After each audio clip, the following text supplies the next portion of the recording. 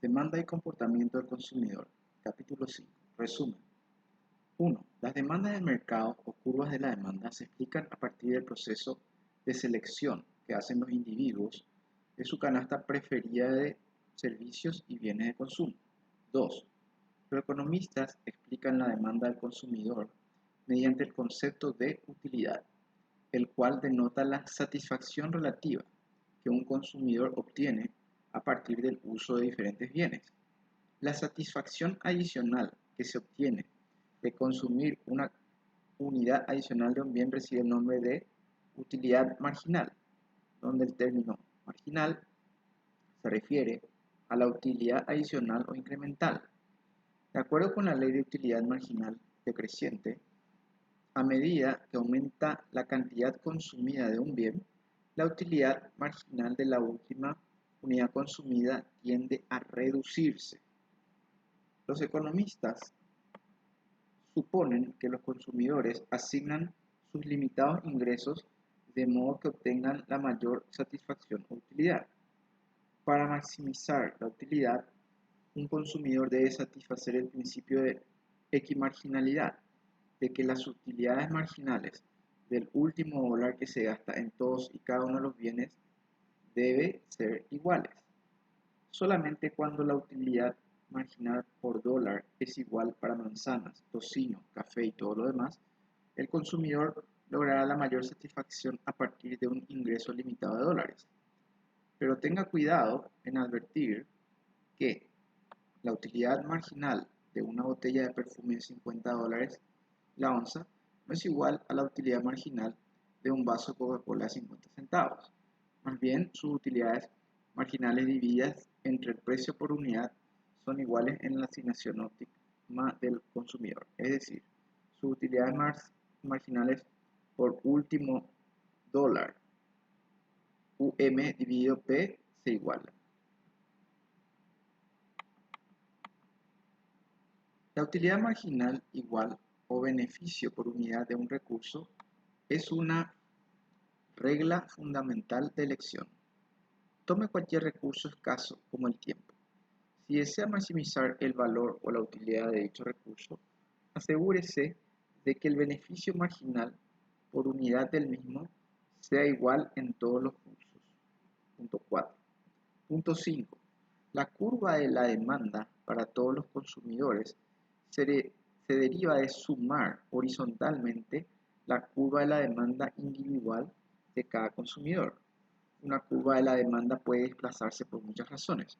Por ejemplo, un aumento en los ingresos normalmente desplazará la curva de la demanda hacia la derecha, con lo cual se incrementará la demanda, un aumento en el precio de un bien sustituto. Por ejemplo, el pollo en lugar de la carne de vaca. También producirá un desplazamiento ascendente muy similar en la demanda. Un aumento en el precio de un bien complementario, por ejemplo, los bollos para hamburguesa en el caso de la carne de vaca, provocará a su vez un desplazamiento hacia abajo y hacia la izquierda en la curva de la demanda. Otros factores tales como la modificación en los gustos, la población o las expectativas también pueden afectar la curva de la demanda. 6. Se obtiene un mayor conocimiento de los factores que provocan una demanda con pendiente negativa si se separa el efecto de un aumento de precios en efectos sustitución y efecto ingreso. El efecto sustitución se produce cuando un precio más alto provoca la sustitución de otros bienes para obtener la satisfacción. B. El efecto ingreso significa que un aumento en los precios reduce el ingreso real y con ello el consumo deseado de la mayoría de los bienes. Para casi todos los bienes, los efectos sustitución y los efectos ingreso de un aumento en el precio se refuerzan unos a otros y conducen a la ley de la demanda con pendiente negativa.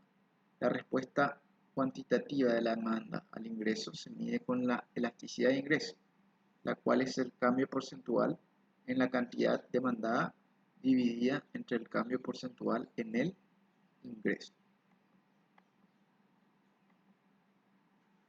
7. Recuerde que la utilidad marginal es la que influye en el mercado de precios y cantidades. Este aspecto se subraya por el concepto de excedente del consumidor. Paga el mismo precio por el último litro de leche que por el primero, pero debido a la ley de la utilidad marginal decreciente, las utilidades marginales de unidades anteriores son mayores que la última unidad. Esto significa que debiera haber estado dispuesto a pagar por encima del precio de mercado por cada una de las primeras unidades. El exceso del valor total sobre el valor de mercado recibe el nombre de excedente del consumidor.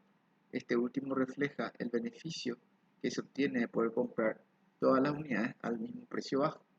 En casos simplificados, es posible medir el excedente del consumidor como el área que se ubica entre la curva de la demanda y la línea de los precios.